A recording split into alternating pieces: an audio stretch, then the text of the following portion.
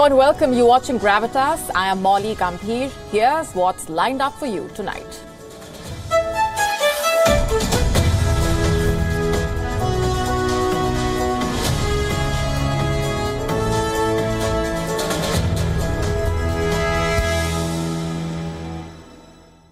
Our priority now is stabilizing market.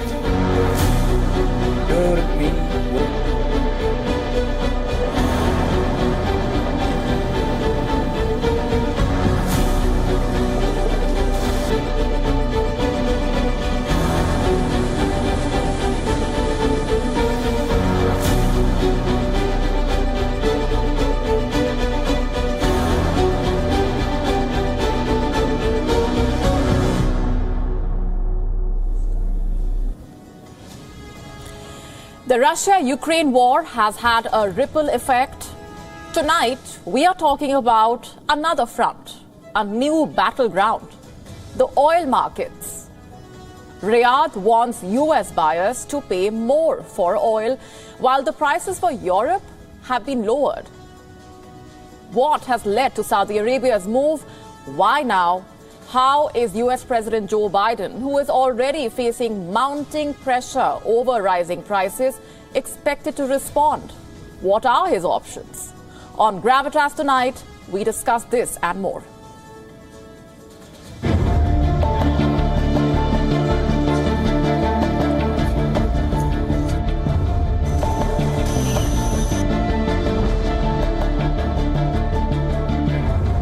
It is a disappointment, and it says that there are problems. We're reviewing a number of response options. We're consulting closely with Congress.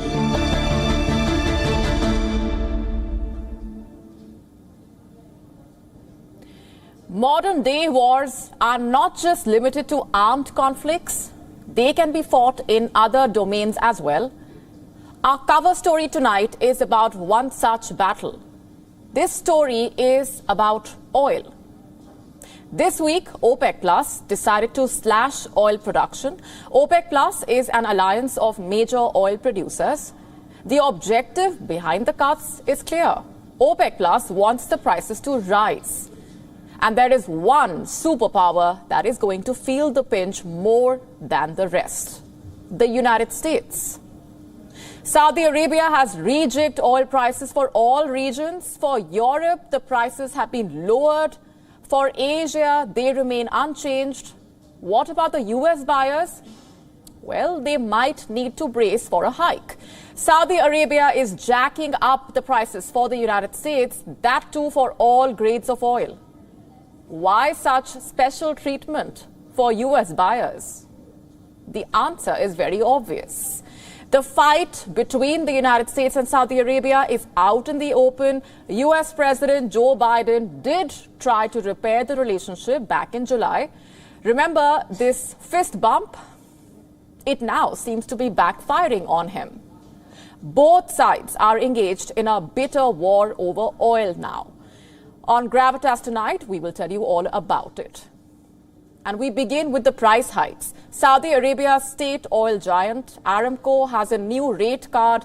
Like we told you before, Europe will be paying less. For Asia, the prices remain steady, but U.S. buyers will have to pay more. How much more? 20 cents per barrel. For all grades of oil, gas prices in the United States have already started rising. This week, the price for 1 gallon touched almost $4 in the United States. The hike is supposed to convey a geopolitical message as well. Saudi Arabia is the de facto leader of OPEC and OPEC Plus. That's why Joe Biden went there. He wants oil producers to pump more oil into the market because that would keep the prices low. Saudi Arabia and OPEC Plus have ended up doing the exact opposite. They will now supply less oil, and the move to hike prices for U.S. buyers is like rubbing salt on the wounds. Joe Biden is facing some tough questions now. Like, was his visit to Saudi Arabia just a waste of time? Here is how the U.S. president chose to answer the question. a lot.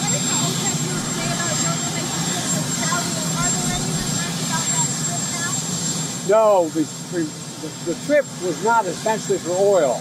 The trip was about the Middle East and about Israel and rationalization of positions. But it is a disappointment, and it says that there are problems.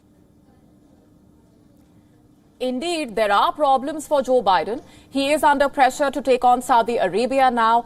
American lawmakers want Joe Biden to review Washington's ties with Riyadh. Consider some of these statements.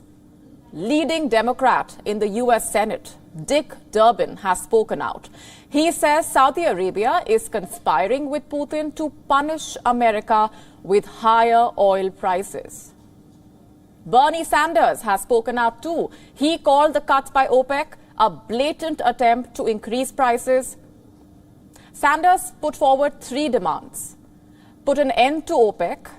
Sanders calls the alliance an illegal price-fixing cartel. He also wants America to eliminate military assistance to Saudi Arabia.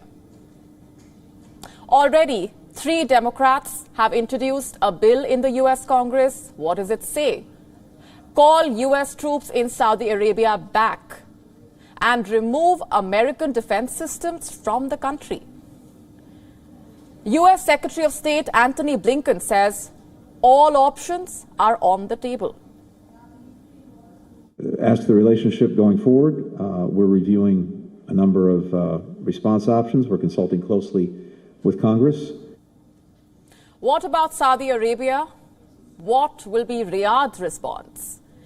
The Saudis seem to be prepared for a confrontation. Earlier this week, the Saudi energy minister firmly defended the price cuts. Our priority now is stabilizing market. Now, we could be accused of wanting to influence market in a negative way. That's everybody's prerogative. You and others will see how we conduct ourselves in the months to come.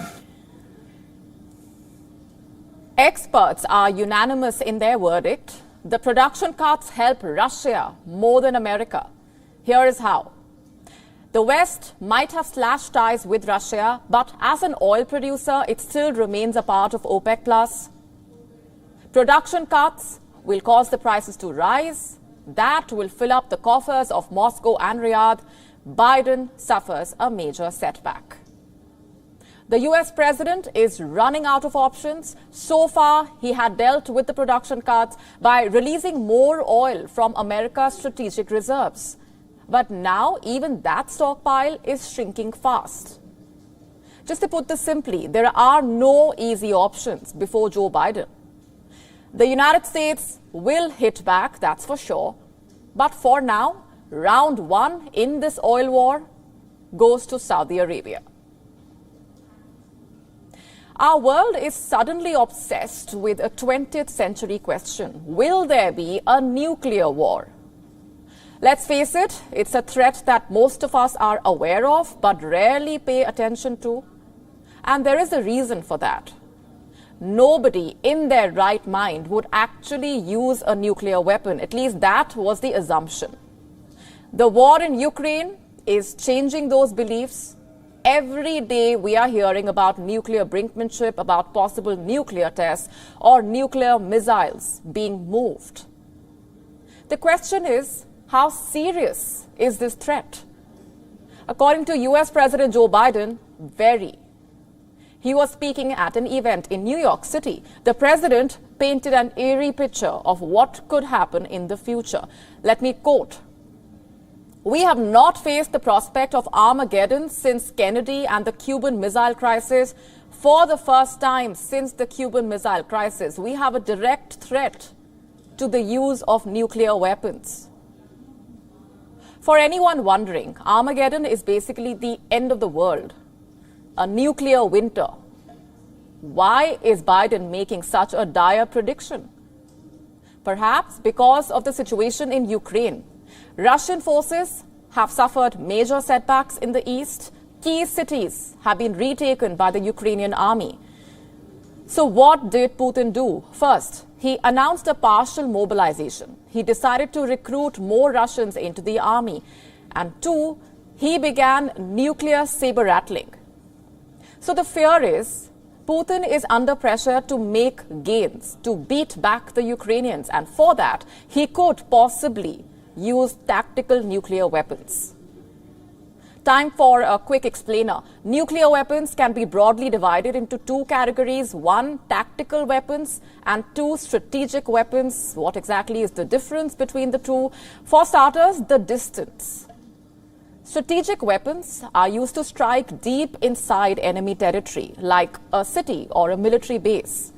It's much more powerful and is not used in war. Most strategic weapons are used for deterrence than offense. And now coming to the second one, tactical nuclear weapons. Now these are less powerful and can be deployed in warfare, meaning they will not wipe out entire cities. Their fallout is much less. The worry is Putin will use these tactical weapons in Ukraine. Let me go back to Joe Biden's statement. Putin was not joking when he talks about the potential use of tactical nuclear weapons or biological or chemical weapons, because his military is, you might say, significantly underperforming. If that happens, how will the world react? There will be a military response from the Western alliance, plus a political response from the rest of the world. Let me explain this. Until now, the U.S. has given military assistance worth $17 billion to Ukraine, but most of that is defensive. They are aimed at repelling the Russian attacks.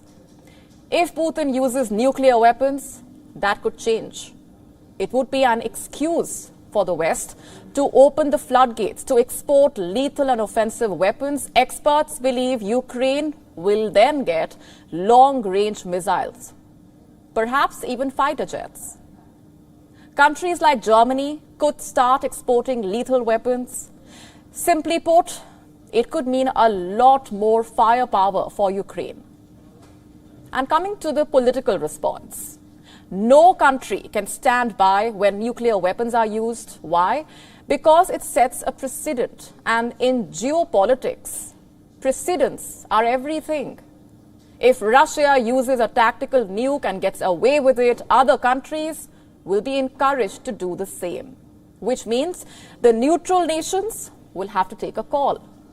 I'm talking about countries like India, China, Saudi Arabia, South Africa. They may not openly condemn Russia, but they cannot stand by and watch either. At least in private, there will be a pushback against Vladimir Putin. The question is, does the Russian president want to risk that? He is already facing subtle criticism from India and China. Prime Minister Narendra Modi told him, this is not the era of war. President Xi Jinping said he had concerns about Russia's invasion. So Putin's circle is already small. Nuclear weapons could make it even smaller. Having said that, there is a flip side to this.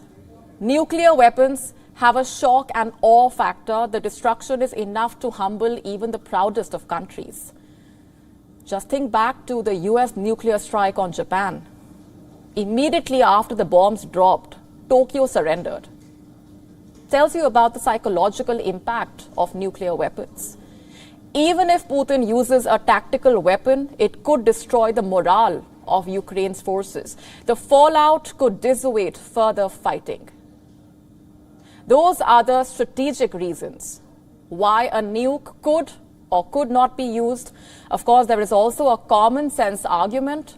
The destruction, thousands could die if Putin uses even a tactical nuclear weapon. Future generations could be scarred by it. Is that how Putin wants the world to remember him? The fact is, this is a crucial moment in world history. Years later, the next generation will read about it, like how we read about the Cuban Missile Crisis. The difference is, the last part of this story is still being written. In 1962, both sides were mature enough to not use nuclear weapons. Will the current crop of leaders do the same? Only time will tell. And speaking of those leaders, today is an important day for one of them. It is Vladimir Putin's 70th birthday. We know him as one of the most powerful men on the planet. But what has that journey been like for him? How did the scrawny boy from St. Petersburg become public enemy number one for the Western world?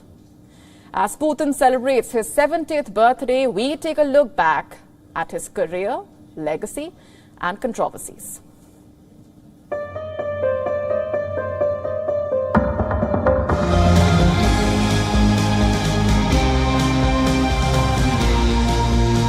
A judo master, deep-sea diver, and tamer of wild beasts.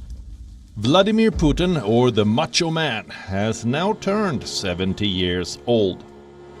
Since his time on Earth, the former KGB spy has led quite the life.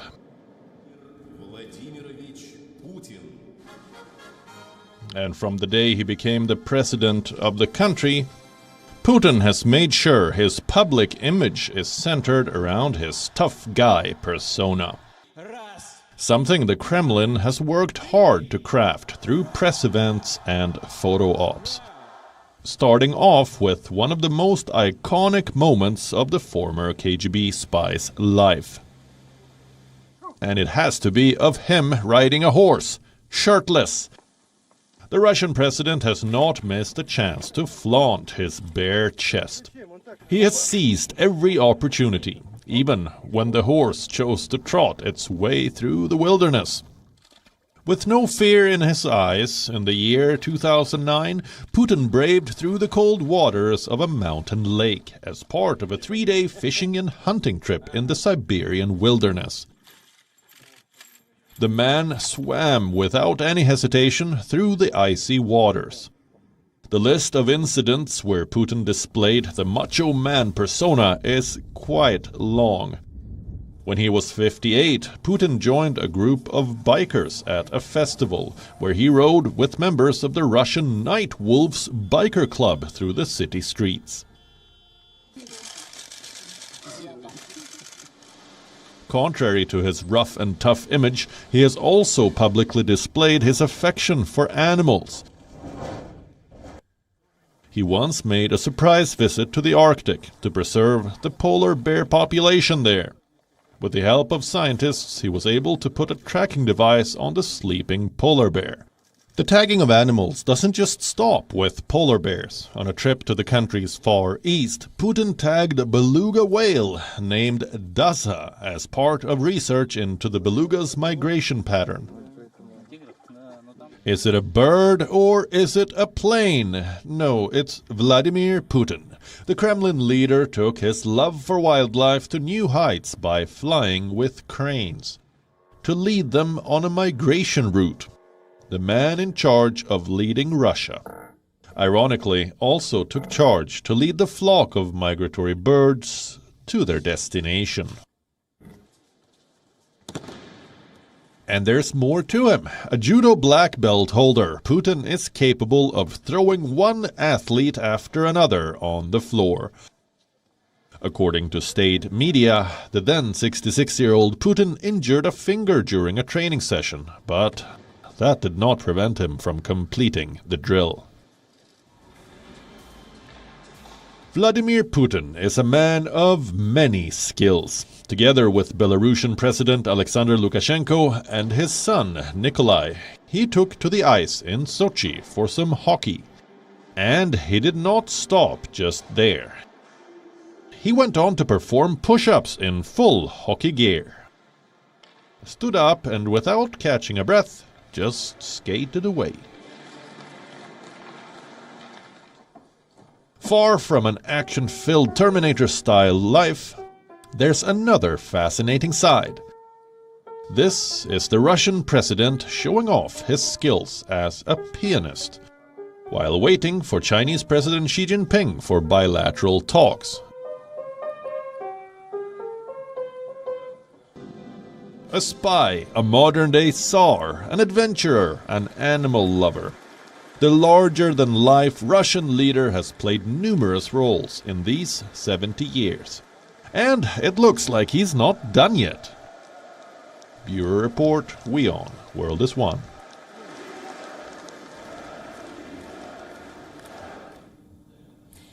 It is the 7th of October. In 30 days from now, Egypt will be hosting a key summit, COP27, the 27th Conference of the Parties. COP is the United Nations' biggest decision-making forum for all issues concerning climate change. Its aim is to keep global temperatures in check and lower greenhouse gas emissions. Two agendas it's failing to live up to. I am not saying this, climate activists are, and this is why. The sponsor for this year's summit happens to be a soft drink brand, Coca-Cola, a brand that has often been called the top plastic polluter in the world. This sponsorship deal has opened the floodgates of criticism. Campaigners are calling it a pure case of greenwashing, a desperate bid to portray the brand as environmentally responsible. The backlash is severe, perverse, fast, ludicrous. These are the adjectives floating on Twitter about this deal. Some say they are baffled by the deal. Others say it undermines the very objective of the summit. And yet others say COP27 is indulging in green trolling. Questions are also being asked of the United Nations about its readiness to work with such brands and try to legitimize their climate change ambitions and the kind of promises that have been made. Let's tell you more about the kind of criticism that has come the way of the United Nations and Coca-Cola. A petition has also been filed on change.org, a petition to remove Coca-Cola as COP27 sponsor. Last we checked, it had over 62,700 signatures, just 13,000 short of being the biggest petition on the platform. How are the organizers taking this? They haven't said a word yet, but the sponsor in question has. This is what the statement reads. We are prepared to do our part in the fight against climate change. We share the goal of eliminating waste from the ocean and appreciate efforts to raise awareness about this challenge. I repeat, we share the goal of eliminating waste from the ocean. That's a bit rich, don't you think, given how the brand itself contributes to ocean waste? Let me now show you a report. According to a 2019 audit from over 51 countries, Coca-Cola is the largest plastic polluter at sea, with over 11,700 of its bottles being recovered in a year. And that's not all. The same year, the brand admitted that it uses 3 million tons of plastic packaging in a year. 3 million tons. It's hard to visualize what 3 million tons looks like, but that's almost equivalent to 200,000 plastic bottles a minute. 200,000 plastic bottles a minute. And then we have reports like these. The World Bank funding fossil fuel projects. According to new research, the world's biggest financial institution has provided $15 billion of finance to aid oil and gas projects the world over. So it's not just platforms like COP27, but other Western bodies as well are guilty of the same double standards. Now, coming back to the topic, of course, a brand cannot be held responsible for how its consumers dispose of its products. They are equally responsible. But if the company wants to solve the plastic crisis, if the company wants to fight climate change, it needs to stop using plastic in the first place. And the same applies to the platforms using their money. If they want to be taken seriously, if they want the world to listen to them, they need to stop indulging such brands. So the bottom line is this: Coca-Cola sponsoring COP27 is the height of hypocrisy. It only justifies what critics often call such climate summits a sham. Let's go back to the United States for now. U.S. President Joe Biden has made a big move there. He has signed off on thousands of pardons. Everyone convicted for simple possession of marijuana has been pardoned. What is simple possession? Anyone who was caught with less than 30 grams of marijuana. They were punished under U.S. federal law. Those charges will now be struck off their records. What is the thinking behind Joe Biden's move? Our next report getting you the answers. It was the subject of a major clash between culture and policing. U.S. President Joe Biden had decided to end it with one stroke of the pen. I'm announcing a pardon for all prior federal offenses for the simple possession of marijuana. Too many lives have been upended because of our failed approach to marijuana. It's time that we right these wrongs. Biden's move has far-reaching implications. For starters, the pardons will clear everyone who faces federal charges. Simple possession of marijuana became a crime in the 1970s.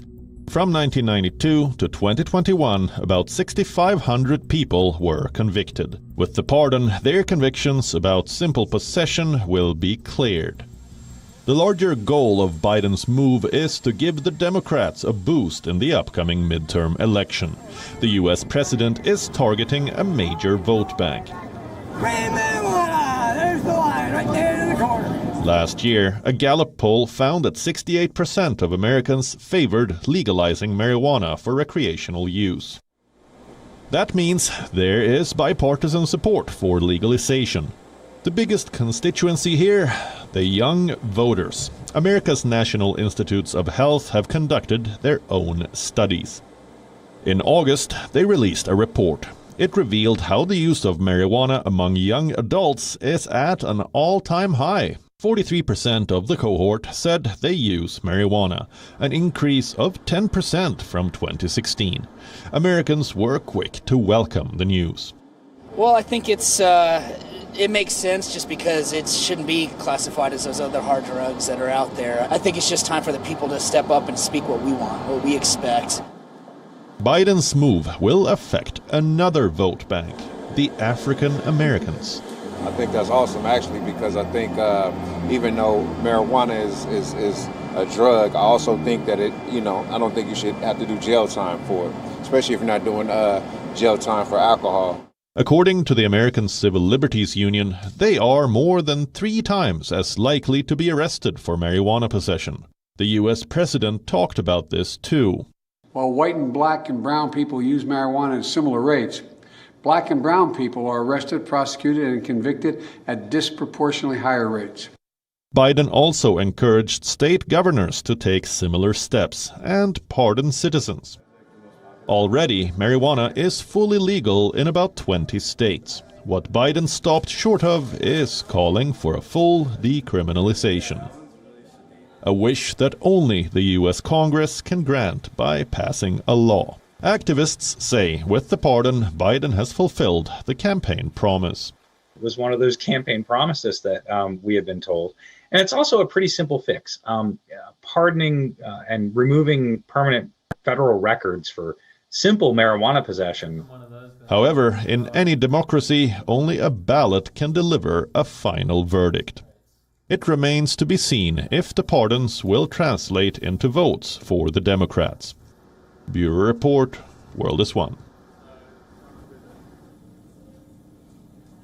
I know it's a Friday, but I have a rather deep question for you. Why do people travel? Perhaps to see iconic places, maybe to try some new food, or maybe you just like the hotels. Everyone probably has a different reason. Believe it or not, some people also travel to see poverty. In fact, they call it slum tourism.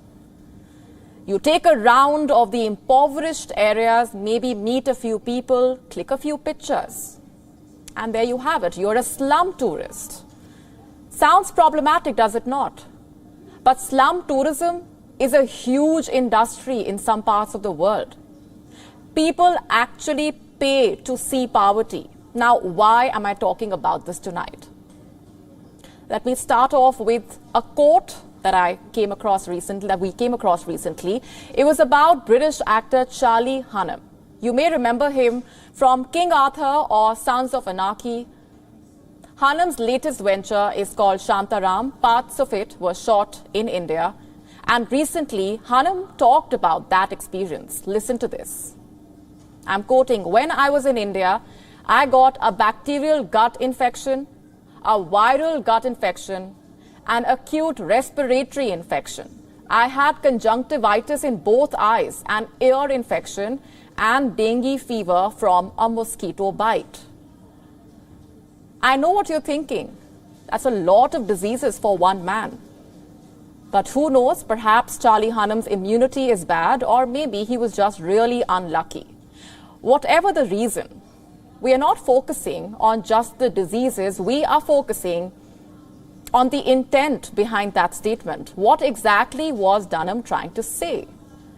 Because let's face it, when you just list out diseases like the alphabets, it just sends out one message, that the situation in India is not safe.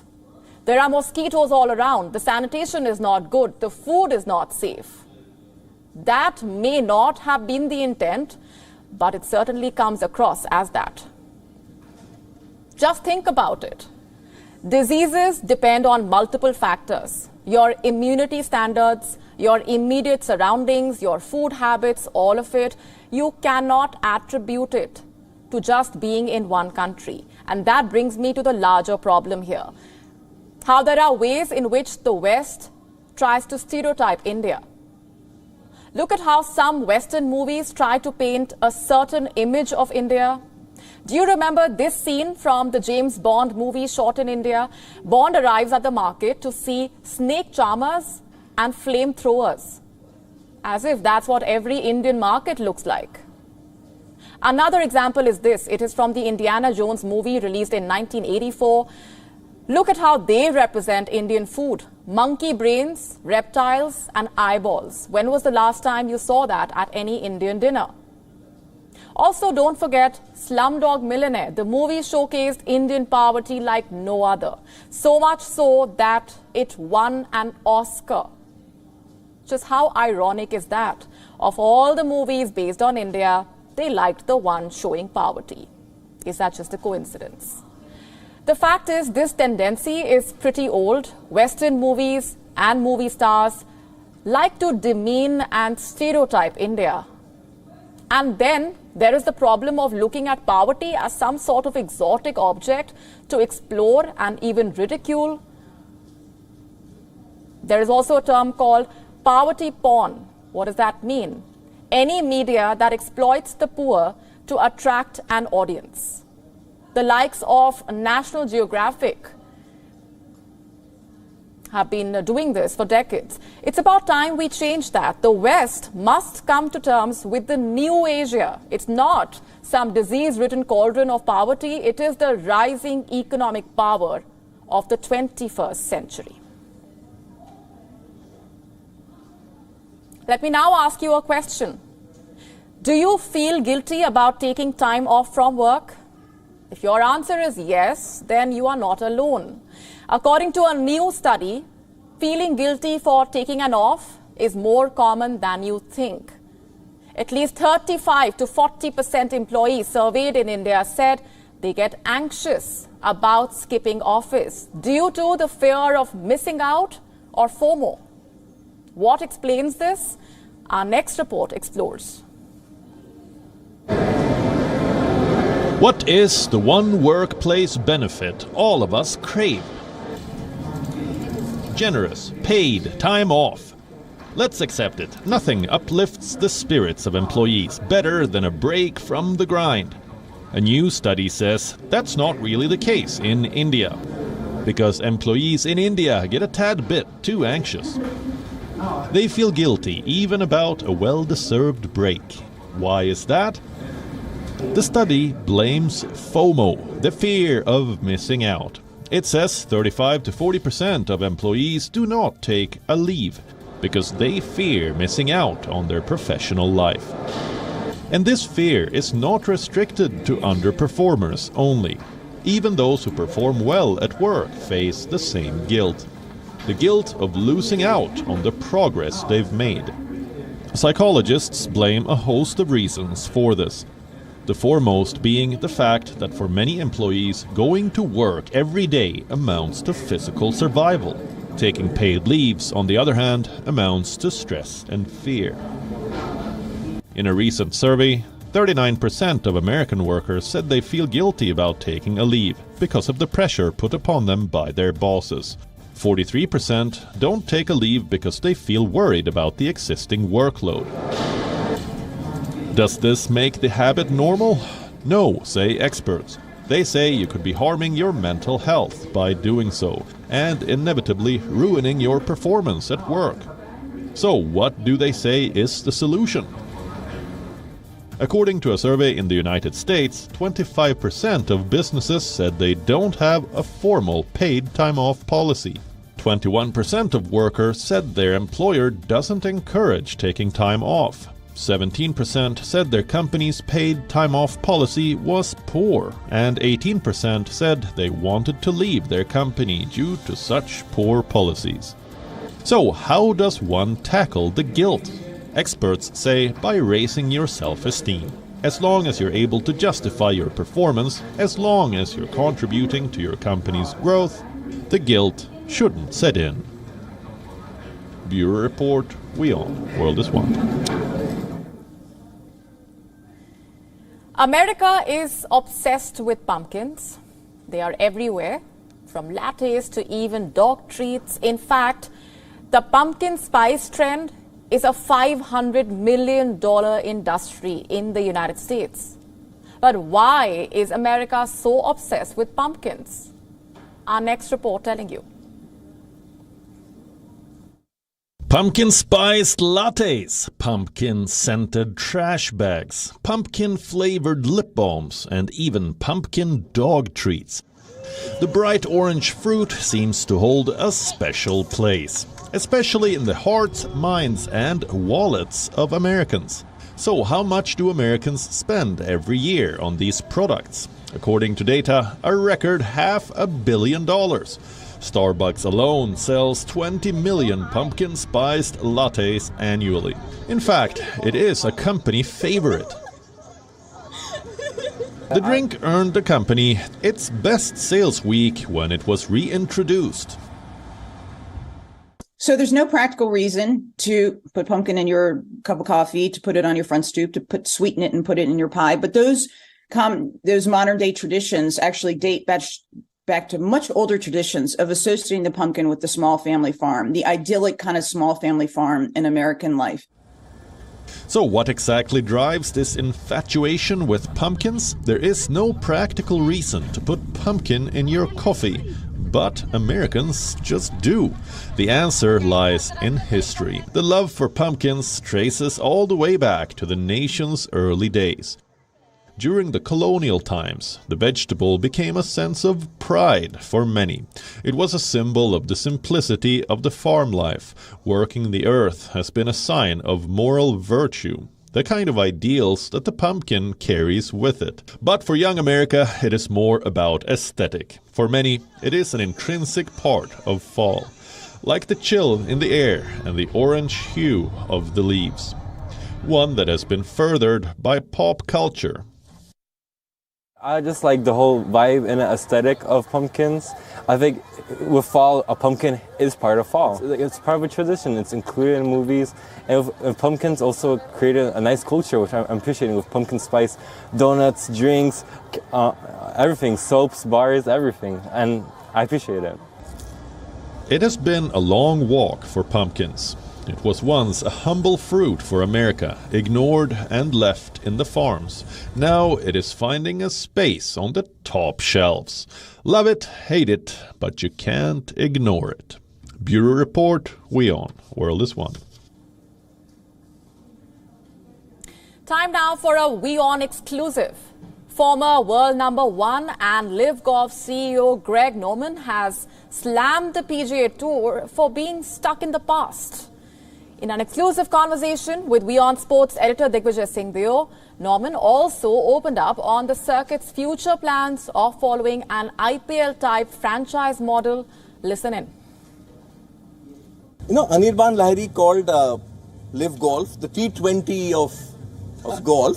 And I know you're Australian, so I don't need to explain cricket to you. Yeah. But there was a similar kind of a pushback when the 50-over format was gradually replaced by T20 in cricket. Is that the problem, you think, with the detractors of the circuit, is that they've got their blinkers on and they're not ready to embrace change? Well, they're not ready to embrace change because they didn't recognize it themselves. They've been stuck in their own box, right? For 53 years, they've been doing the same thing. It's very boring. It's very staid. And you talk about cricket. Kerry Packer. Kerry Packer changed the way cricket was played, changed the way cricket was produced, changed the way the fans embraced it, and IPL came out of it. And what's happened with IPL? The franchise model grew. And now you see some of these franchises worth hundreds of millions of dollars because of what Kerry Packer did. So he had the ability, but still, is he what do we still love to live and watch as cricketers? Test cricket. Yeah. Test cricket never died, right? So what you're seeing here with Live is the same thing. It's just a different platform, a different model that sits additive to everything else. And all the majors are never going to die. The majors are going to be the majors. The Live golfers will play in the majors. The PGA Tour will play in the majors. The European Tour will play in the majors. So it's just, certain people, when you're a monopolist and you've had control of something for 53 years, they're going to do whatever they can to smear you, put a different light on you, change the image or the dynamics of it. So I get some of that stuff, but don't judge us without knowing the business model. This concept is something you've spoken about in the past as well. And there's been, as you said, a lot of criticism. But what has been the personal cost for you? Because it's cost you as well, let's face it. Well, personal cost is really friends, quite honestly. Shallow-minded friends who've judged me and my decision to take the game of golf, which is a force for good, and just grow it and create new value. Some of them have judged me for the wrong reasons, and that disappoints me the most. I've got a pretty good heat shield, to be honest with you. My heat shield is very, very strong and very, very protective for my team behind me. I knew I was going to be out front. I knew I was the one who's going to get most of it. But at the end of the day, I understood the model and how strong the model is. And to this day, is not one person in this world that I have spoken to, from billionaires to CEOs to the regular people out here, have told me what we're doing is a stupid idea. Not one person. Let's now tell you what else made news. Time for Gravitas Global Headlines. Ukraine says it has recaptured swaths of fresh territory from Russian troops as Kyiv urges Europe to help its forces expel Moscow's army. Sri Lanka's top court grants permission for trial against former President Gotabaya Rajapaksa. Court also allows proceedings against former Prime Minister Mahinda Rajapaksa, former Finance Minister and 2 ex-central bank governors. With flags at half-mast, Thailand mourns child daycare center attack victims after 37 people, including 23 children, were killed in an attack by an ex-policeman. Nobel Peace Prize awarded to human rights champions Ales Bialyatsky of Belarus, Russia's Memorial Group and Ukraine's Center for Civil Liberties. Meta warns 1 million Facebook users that they have been exposed to seemingly innocuous smartphone applications designed to steal passwords to the social network. In Argentina, 1 person dies after clashes between football fans and the police break out. Supporters were seen trying to enter the stadium during a league match. At least 19 people are confirmed dead after an avalanche struck climbers in the Indian Himalayas, with bad weather hampering the 4th day of search and rescue efforts. Forest fires spread across Chile's Easter Island on Thursday, causing damage to sacred Moai statues and affected an area of 60 hectares. Marcus Rashford scored a brace as Manchester United overcame an early deficit to beat Cyprus Omonia Nicosia 3-2 in a Europa League Group E fixture. Meanwhile, Arsenal beat Norwegian champions Bodø Glimt 3-0 at the Emirates Stadium to top Group A and maintain a 100% record in Europe. Novak Djokovic's unbeaten run at the ATP Tour continues, as the fourth seed cruised past world number 18 Karen Khachanov 6-4, 6-3 in the quarterfinals of the Astana Open. Third seed Stefanos Tsitsipas powered into his ninth semifinal this season with a 7-6, 6-3 victory over Hubert Hurkacz. With that, it's a wrap on this edition of Gravitas, leaving you with Gravitas images. Thanks very much for watching.